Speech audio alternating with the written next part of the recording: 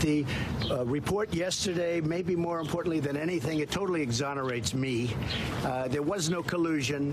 There was no obstruction. If you read the IG report, I've been totally exonerated. Well, no surprise there. Donald Trump is using the DOJ Inspector General's report to claim total vindication in the Russia probe, when in fact it really actually had nothing to do with him and everything to do with the FBI director that he fired because of the Russia probe. What the scathing review actually did was prove that James Comey's handling of Hillary Clinton's email investigation sharply deviated from protocol, going so far as to label some of his actions as insubordinate. The report singles out this moment back in 2016, when Comey sharply criticized Clinton's use of a private email server, even though he was recommending no charges, along with his decision to send a letter to Congress reopening the Clinton email investigation just 11 days before Election Day, a move that many believe cost Clinton the election. But perhaps the most ironic thing to come out of the report was the revelation that Comey actually used his own private Gmail account to conduct official government business. To which, of course, Hillary Clinton could only respond, "But my emails." Joining me now, Tiffany Cross, co-founder of The Beat DC, politics editor at TheRoot.com, Jason Johnson, and Mother Jones Washington bureau chief David Corn. Thank you all for being here. I have to show this word cloud. I don't know if you guys can see it. You probably can only see one word on it because it's probably backlit. There it is. Jason Johnson, the 2016 election came down to one word. If you asked people about Hillary Clinton, you got this word back. Yes. Email. Emails. Emails was everything. Everything. The fact that Donald Trump wants to pretend that this IG report was about anything else other than the fact that the FBI probably swung the election to him. Yeah.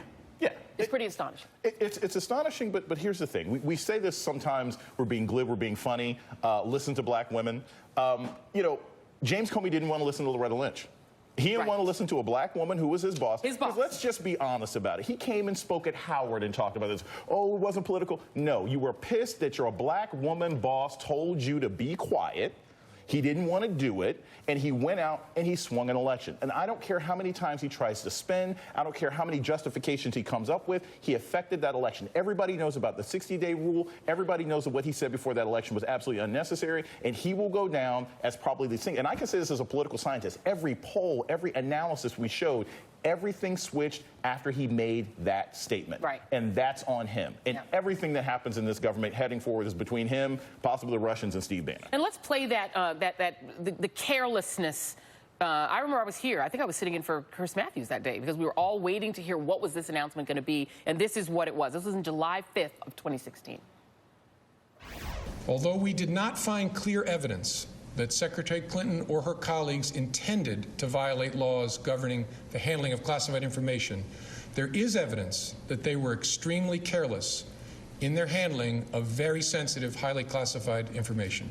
So no, James Comey has tweeted. He tweeted on Thursday, "I respect the DOJ IG office, which is why I urge them to do the review. The conclusion are reasonable, even though I disagree with some of them. People of good faith can see an unprecedented situation differently. I pray no director faces it again. Thanks to IG people for hard work." And he has, I went to a talk that he gave in which he also denies, that it was him that swung the election. But David Corn, you also covered this election, day to day to day to day to day. And the reality is you had the various things. You had the misinformation coming out of these Russian bot farms and factories that were pulling liberal voters away from Hillary Clinton and saying, don't trust her, don't trust her. That was primarily also about emails, right? When it wasn't about conspiracy theories. But you had that, but you did have this narrative that the media also picked up on, that something about her emails made her shady.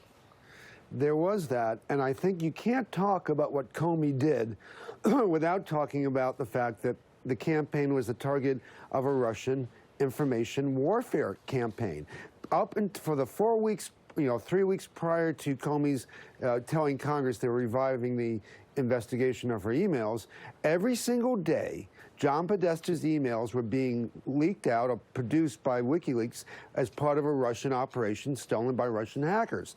And what that did for 3 weeks was keep the words Clinton and email in the headline. And even though she was the victim of that operation, day in, day out, kept reminding voters of Clinton and the email problem. And focus groups that were being done by the Clinton campaign at the time showed them that swing voters couldn't separate the Podesta email attack from the whole issue about her own email server. So that really set up, and that's why I think it was so potent at the end that Comey intervened that way. So it was a combination of the Russian attack, which Trump covered up for and said wasn't happening, and what Comey did. Yeah, and encouraged by saying, hey, please find her emails, right? It's what Donald Trump called for them to do. And to the point that David just made, let's play John Podesta. He talked about the 2016 election and the Comey letters, et cetera, with Andrea Mitchell on Friday. Let's take a listen.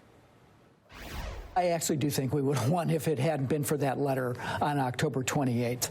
So, there's a lot of analysis. People can argue that one way or the other. But, overall, we won by 3 million votes, but we lost those 3 states. And, that's on us. And the net result was that Donald Trump is now president of the United States. And the other thing, Tiffany, that was in that IG report that I think is getting glossed over a lot is that part of the reason that Jim Comey felt that he had to keep making statements about Hillary Clinton was this worry that the FBI New York office was this sort of bastion of what was called visceral Clinton hatred. Visceral Clinton hatred. Loretta Lynch, on statements that James Comey made to her, Loretta Lynch said, he said, it's clear to me that there is a cadre of senior people in New York who have a deep and visceral hatred of Secretary Clinton. And he said it is deep. So the other piece that is, not brought out is that there was also a pocket of anti-Clinton hatred in the FBI, not anti-Trump. Right, and this completely goes against the narrative that the president has been driving, that there's some deep state conspiracy against him. And so the question I think we really have to ask is, why is he doing this?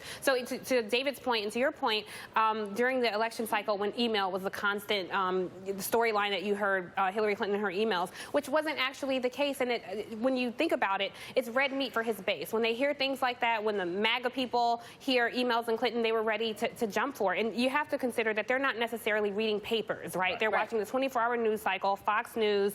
They're not looking at deep analysis. They're reading his Twitter account. And when they're watching local news, these are typically Sinclair broadcast-owned stations who are feeding Trump's narrative directly into local communities. And so people take that and they take it as truth. And so what I think the Trump campaign learned is we can just lie. We can say whatever. We see that happening right now. We saw it on the campaign trail. And the media was complicit in this as well. The media was too happy to jump on this storyline and keep that same word association going with Hillary Clinton and emails, because there was a lack of, I always say there's always a lack of diversity in newsrooms. And there's this false narrative that if somebody comes on and they say, the Trump administration is separating children at the border, the media for some reason feels like you have to have somebody come on and say they're not. Right. That's not good journalism. Right. It's not bad journalism to call this president a liar every single time it happens. Or say something equally bad about Democrats to balance it out. And we always, and I always felt this about WikiLeaks, you have to look at the source. Yeah. WikiLeaks doesn't curate their documents. So if they get something that could be manipulated, they're just going to hand it out there. Now, we know what kind of person Julian Assange is, and I know they're going to be all over my timeline. That's fine. Go ahead and do it.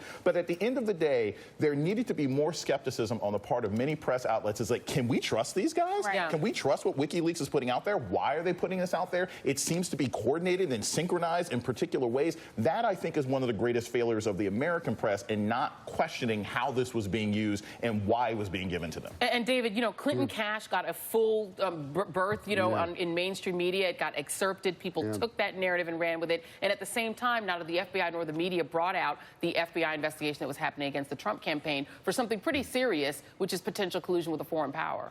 Well, as you know, we get into this in great depth in the book I did with Isikoff, Russian Roulette. But the key thing is that the FBI is not supposed to talk about counterintelligence investigations, so it's hard to blame Comey for not talking about it. But there was a lot of media reporting, and the New York Times, got a Pulitzer later, but really fell down on its face in terms of not reporting about the FBI investigation that it knew about into the Trump-Russia contacts. And of course, to Jason's point, when the Podesta emails are coming out over the course of weeks and weeks and weeks, the story is about the little political gossip in each one of those. And I'm not saying they shouldn't be reported, but the bigger picture that there's a Russian information warfare attack on the U.S. election, which by that point, the Obama administration was saying that this is what's going on now, was getting very, very short shrift across all media platforms, not just the Times here. And that was the big failure here, that they didn't contextualize that the U.S. was being attacked while Donald Trump was saying, hey, nothing to see. Yeah, and let's not also forget that the official announcement from the Obama administration that the Russians were interfering in our election came same weekend as Access Hollywood. Yep. And Access Hollywood got all the ink. Tiffany and Jason are sticking around. David Corn, thank you very much. And